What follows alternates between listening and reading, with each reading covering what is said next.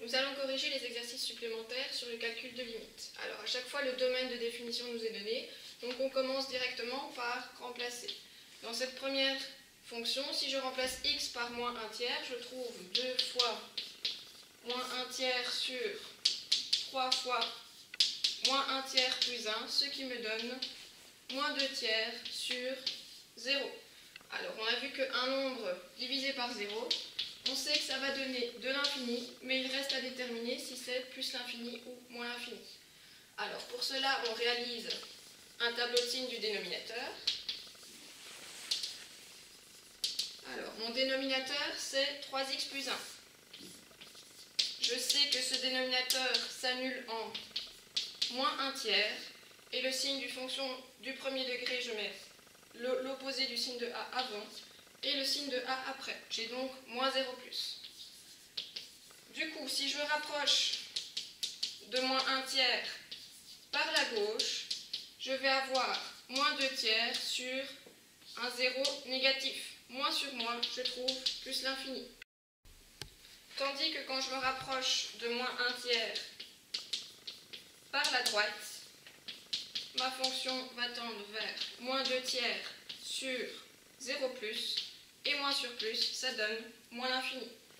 Je peux donc en conclure que ma limite générale, donc la limite en moins 1 tiers de f de x, n'existe pas, puisque je ne trouve pas la même valeur quand je me rapproche de la gauche et de la droite. Et comme la limite en un nombre donne de l'infini, j'ai une asymptote verticale d'équation x égale moins 1 tiers. Voilà pour celle-ci. Alors, deuxième limite à calculer, on a un polynôme du second degré au-dessus et en dessous. Alors, première étape, mon domaine est déjà donné, je n'ai qu'à remplacer. Donc je fais 2 fois moins 1 au carré, plus moins 1 sur moins 1 au carré, moins 1, moins 2, ce qui me donne 2 moins 2, 0 sur moins 2 moins 2 de nouveau, 0. J'ai un quart déterminé. Alors, quand on a 0 sur 0, la technique à adopter, c'est de factoriser le numérateur et le dénominateur. Alors, je commence par mon numérateur, 2x carré plus x moins 1. Je sais que ce numérateur s'annule en moins 1, vu que quand j'ai remplacé par moins 1, ça fait 0. Donc, je peux faire ordinaire avec moins 1. Alors, mes coefficients placés dans le tableau sont 2, 1 et moins 1. Je commence par descendre mon 2. Moins 1 fois 2, ça fait moins 2.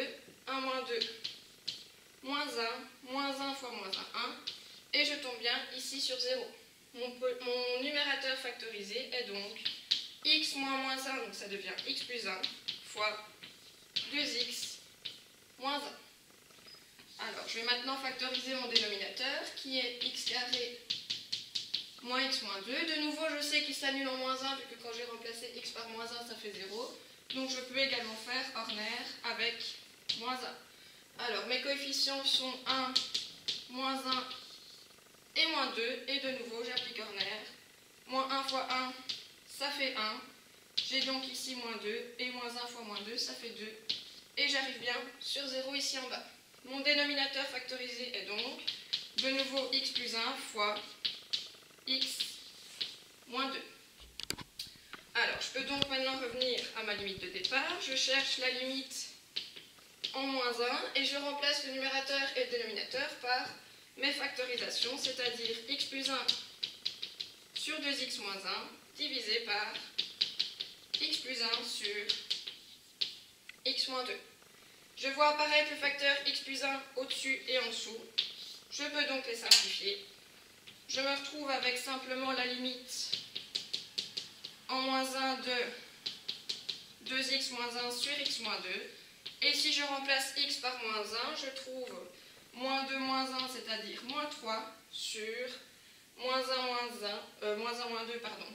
Ça fait également moins 3, c'est-à-dire 1. J'ai calculé la limite en moins 1, j'ai trouvé 0 sur 0. Et puis après, en factorisant et en simplifiant, j'arrive au final sur la réponse 1, ce qui signifie que j'ai un point vide de coordonnées moins 1, 1. Point vide en moins 1, 1. Voilà pour celui-ci. Alors, calcul de limite suivante, toujours le domaine est donné. Donc première étape, je remplace x par 2. Au numérateur, je vais trouver 2 plus 2, c'est-à-dire 4. Et au dénominateur, 4 moins 8 plus 4, ça fait 0. Alors, un nombre sur 0, je sais que ça va donner de l'infini. Et pour déterminer si j'ai plus ou moins l'infini, je vais devoir réaliser un tableau de signes du dénominateur. Alors, mon dénominateur ici, c'est x carré moins 4x plus 4. Comme le domaine de définition est déjà calculé, je sais que ce dénominateur s'annule en 2. Il n'y a qu'un seul 0. Et donc, je sais que mon carré est positif partout, sauf en 2. La limite, lorsque x tend vers 2 de ma fonction, donne donc 4 sur 0 plus, que je me rapproche de la gauche ou de la droite, mon dénominateur est positif, ce qui donne plus l'infini. J'ai donc une asymptote verticale d'équation x égale 2, vu que la limite en 2 donne de l'infini. Alors, dernière limite à calculer, toujours le domaine est déjà fait, donc je peux directement remplacer. 3 fois moins 1 au carré plus moins 1 moins 2 sur moins 1 au carré plus 2 fois moins 1 plus 1. Alors, au numérateur, j'ai donc 3 moins 1 moins 2, ça fait 0. Et au dénominateur, 1 moins 2 plus 1, toujours 0. J'ai un cas indéterminé. Alors, comme dit précédemment, la technique à adopter dans ce cas-ci est de factoriser le numérateur et le dénominateur. Alors, mon numérateur est 3x carré plus x moins 2. Alors, je sais que mon numérateur s'annule en moins 1, vu que quand j'ai remplacé x par moins 1, j'ai trouvé 0. Donc, je peux faire ordinaire avec moins 1. Alors, mes coefficients sont 3, 1 et moins 2. J'applique la technique d'ordinaire. Moins 1 fois 3, ça fait moins 3. J'ai donc ici moins 2. Et moins 1 fois moins 2, ça fait 2. Je tombe donc bien sur 0 ici en dessous. Mon numérateur factorisé est donc x moins moins 1, donc x plus 1, fois 3x moins 2. Alors, j'ai le même raisonnement pour mon dénominateur. Je sais que mon dénominateur s'annule en moins 1, vu que quand j'ai remplacé x par moins 1, j'ai trouvé 0. Donc, pour factoriser x carré plus 2x plus 1, je peux également faire ordinaire avec moins 1. Alors, mes coefficients sont 1, 2 et 1. Une fois moins 1, ça fait moins 1. Et moins 1 fois 1, ça fait moins 1. Je tombe bien sur 0. Mon dénominateur factorisé est donc x plus 1 fois x plus 1. Alors, ceci étant fait, je peux revenir au calcul de ma limite. Donc, je voulais faire la limite en moins 1 de mon dénominateur, c'est x plus 1 sur 3x moins 2. Tandis que le dénominateur, c'est x plus 1 fois x plus 1. Alors, je vois apparaître le facteur x plus 1 au numérateur et au dénominateur.